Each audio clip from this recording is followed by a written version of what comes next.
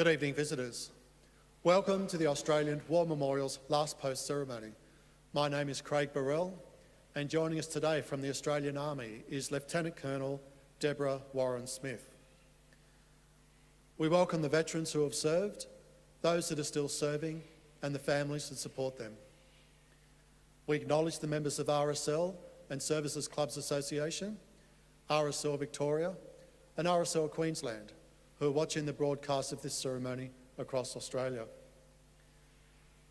During this evening's ceremony, wreaths will be laid at the base of the Pool of Reflection by visitors and students on behalf of the following schools. From Queensland, Sunshine Coast Grammar School, Forest Glen, and Victoria Park State School, Mackay. If you are able, please stand and join in singing the National Anthem.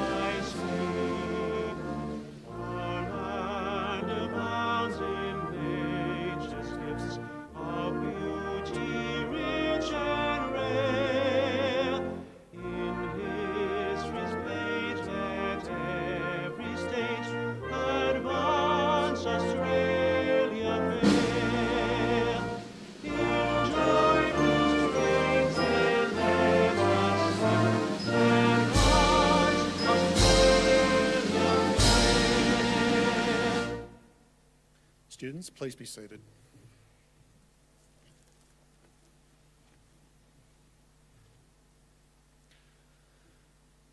The Australian War Memorial was the vision of Charles Bean, Australia's First World War official historian. Bean landed with the Australian troops on Gallipoli and stayed with them at the front through to the end of the war. The idea of this national memorial and museum came to him at Pozières, France, in the depths of the bloody fighting of 1916. Bean's idea was that this would be a place where families and friends could mourn their loved ones buried in faraway places. It would also be a place that could help all Australians understand what these men and women had endured and what they had done for us. Bean's vision, to which we remain true, is best expressed as inscribed in the entrance to the memorial's galleries. Here is their spirit, in the hearts of the land they loved, and here we guard the record which they themselves made. Tonight, we will read the story behind just one of those on the Roll of Honour, which lists the names of more than 102,000 men and women who have given their lives for us in war and operations for more than a century. But first, we present a lament, Flowers of the Forest. Wreaths or floral tributes will now be laid at the base of the Pool of Reflection.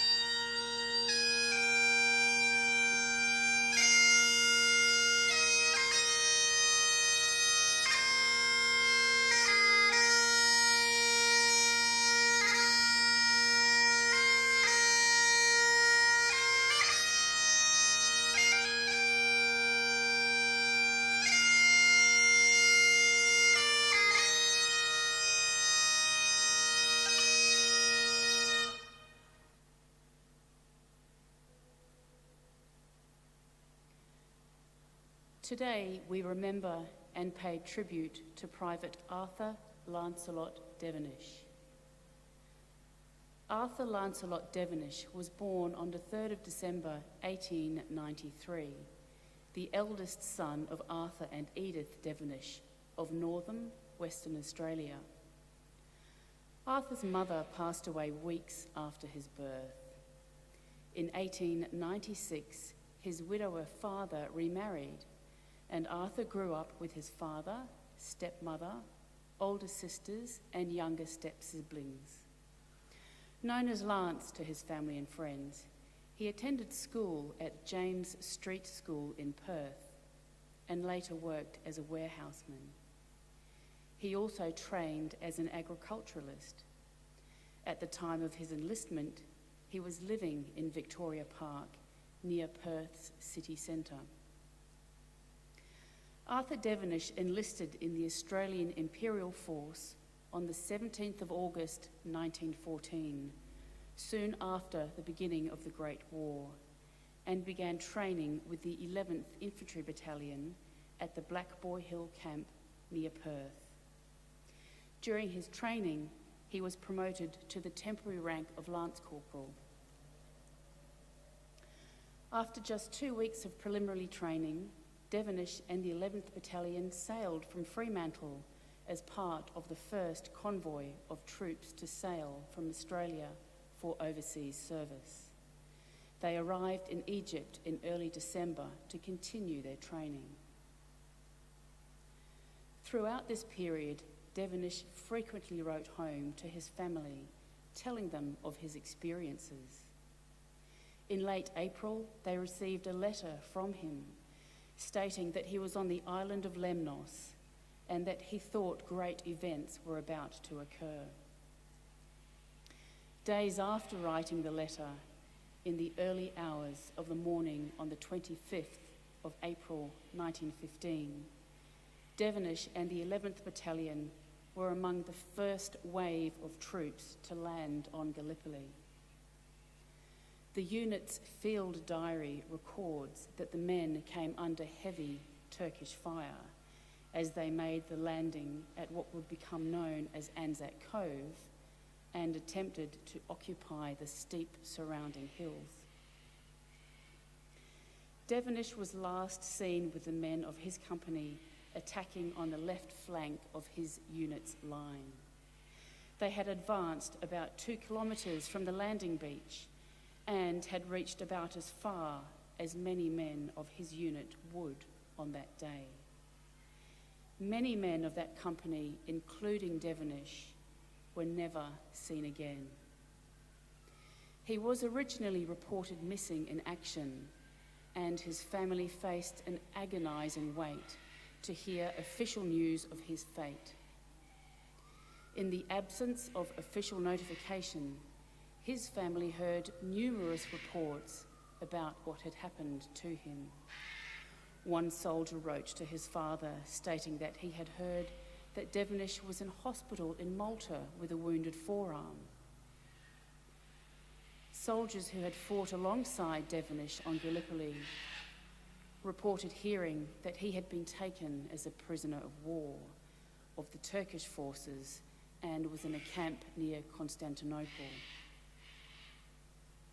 None of these stories could be substantiated, and in early April 1916, nearly a year after the Anzac landing, Devenish was officially reported to have been killed in action.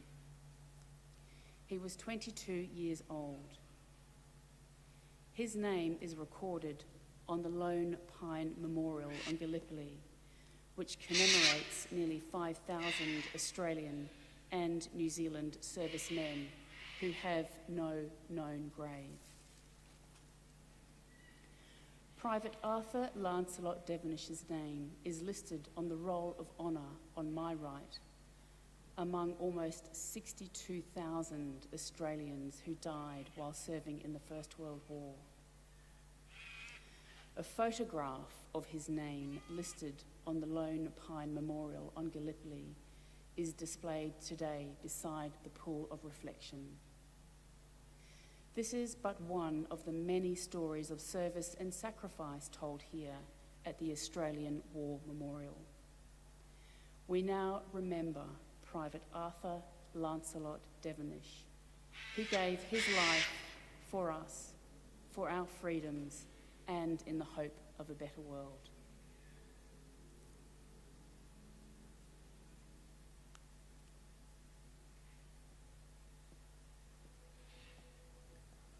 Please stand for the ode and the sounding of the last post.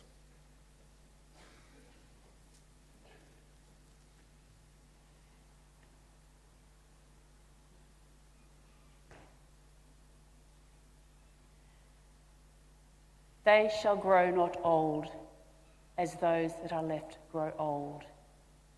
Age shall not weary them, nor the years condemn. At the going down of the sun, and in the morning, we will remember them.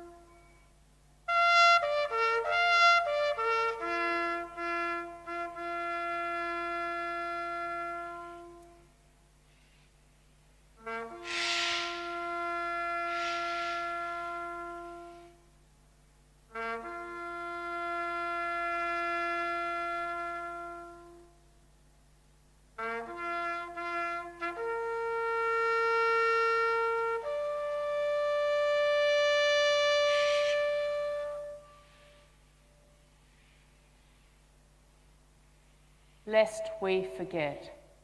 Lest we forget.